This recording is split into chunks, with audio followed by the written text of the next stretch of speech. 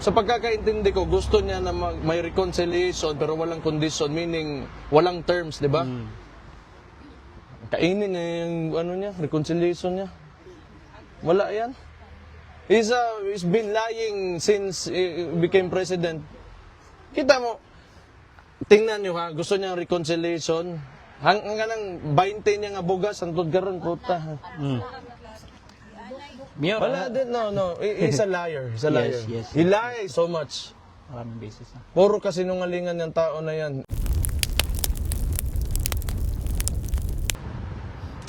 So, sa pagkakaintindi ko, gusto niya na may reconciliation pero walang condition, meaning walang terms, di ba?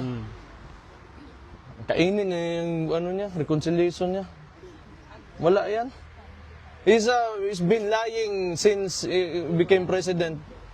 Kita mo, tingnan nyo ha, gusto niya reconciliation. Hanggang 20 niya nga bugas, ang tudgaron, puta. Mayor, Wala din, no. He's a liar. He's a liar. Yes. He lies so much. maraming beses na. Puro kasinungalingan ng tao na yan. And ang style kasi ng administrasyon na yan, press release, gusto reconciliation. Ganito yon. Listen to me. Itong nangyari, di ba, pagkatapos ng eleksyon, so naratol sila, sa Binisaya pa. Parang shaken sila with the results. Kasi, nung pagsabi niya, 12-0, papasok sila. Then, ang nangyari, wala, watak-watak. And we do not even know kung saan kinuha ni Bam at saka ni Kiko Pangilinan yung boto nila. Huwag na natin pag-usapan yan because pero, di ba, yung resulta ng election, you have the administration, madumi na nga kayo maglaro, tapos ganun pa yung result na nakuha nyo. So, may mass resignation ngayon nangyari. Now, I have this theory. Itong mass resignation, sino man yung na umalis talaga dito, is Soljan Guevara, di ba? I think that was only a smokescreen to tanggalin si Soljan Guevara kasi they do not want to admit na hindi nila masagot yung mga tanong sa kanila. And I do not know kung ano ang gagawin nitong bagong Solicitor General for the administration. So, yan, puro PR, puro positioning, puro angling sa media, and puro propaganda. That's all that you will get from this administration. It's been 3 years and it's been like that. So do not expect that things will get better dahil sa sinabi niya may reconciliation and he's trying to man up and no. Like what PRD said, and it clearly shows ngayon, midterm na ito, that he is weak. And nakita natin yan ngayon sa midterm elections na talagang mahina siya. Mayabang pa, magsabi ng 12-0, 12-0. Talo ang mga kandidato niya.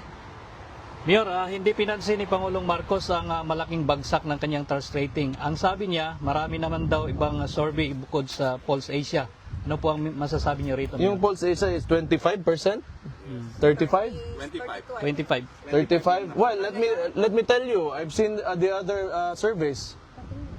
He gets 15, 20 at most, 25 at most. So yung sinasabi ng ibang survey, bakit di niya na binanggit kasi mas bababa pa siya doon.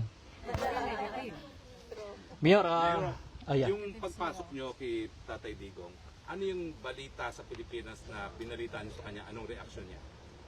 Meron ba kayong balita?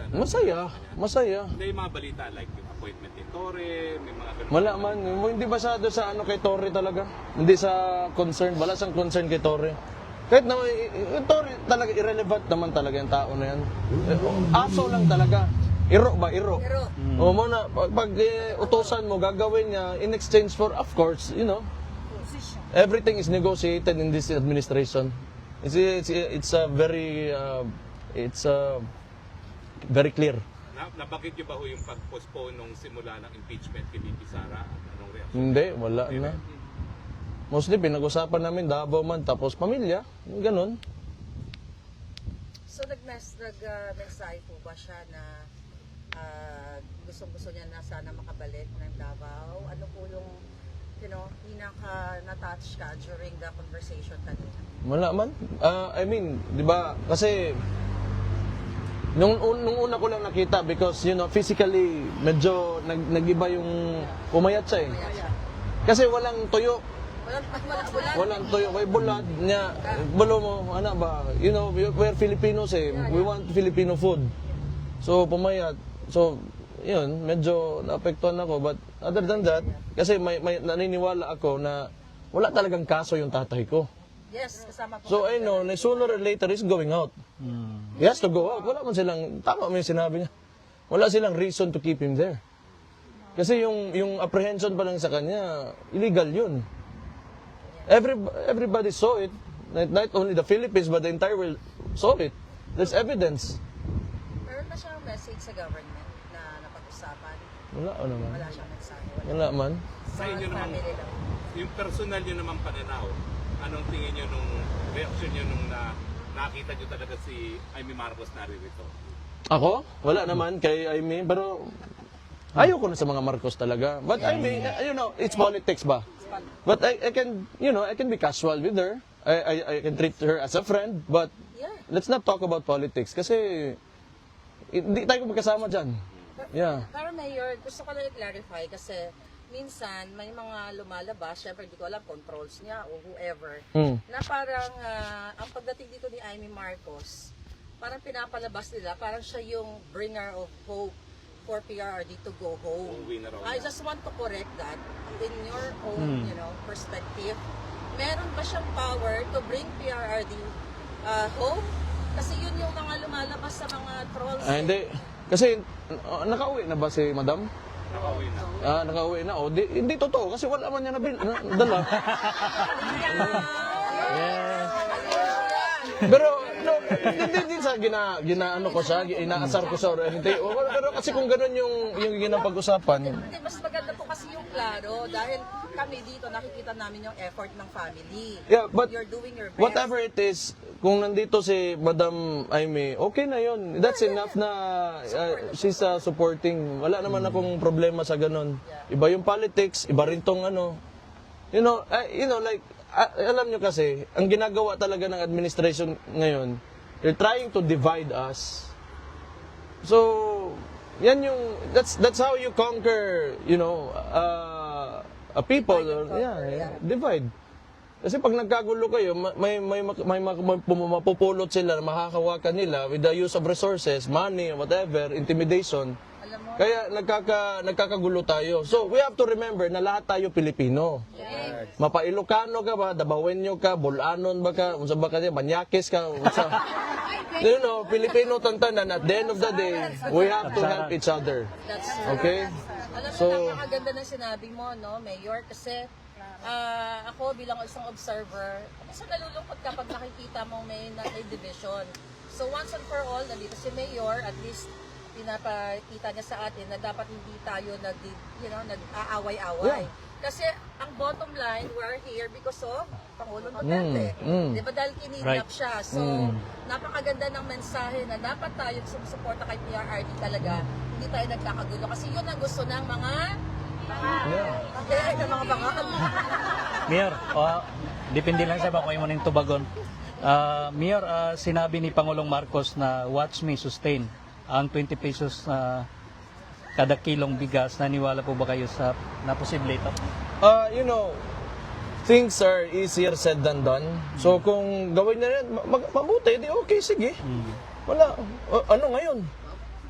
Will that change what you have done to this country in the past 3 years? 20 pesos mo na bigas because if you're really sincere kung ano yung gusto mo, ginawa mo na yan day one pa. Ganun lang yun. Bakit? May utang pa tayo ng loob sa kanya pag nagawa niya yan? Utangin na. Sama ni kalibutan na. Last question na lang, Mayor. Sorry, talaga. Sorry ma. Kung bumalik ka sa buko Last mama na ma. lang, Mayor. Mayor, sa kabila ng panawagang magbitiw siya sa pwesto, sinabi ni Pangulong Marcos na hindi siya magre-resign. Ang sabi niya, bakit ko gagawin yon?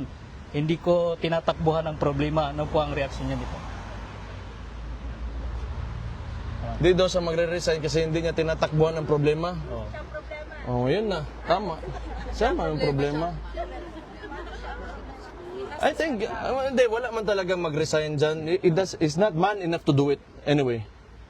He's not that kind of person. He cannot even own up to his mistakes. You know, he cannot admit that this country is, like divided. It's in Mayor, we talk about message. in ruins right now. Ni Pangulong Duterte. Ikaw naman, ano yung ni-reassure mo sa kanya, ano yung naikwento mo sa kanya. Yun na nandito kayo lahat. At sabi niya, talaga. Oh, saya siya. Sa birthday ni Sarah, sinabi namin,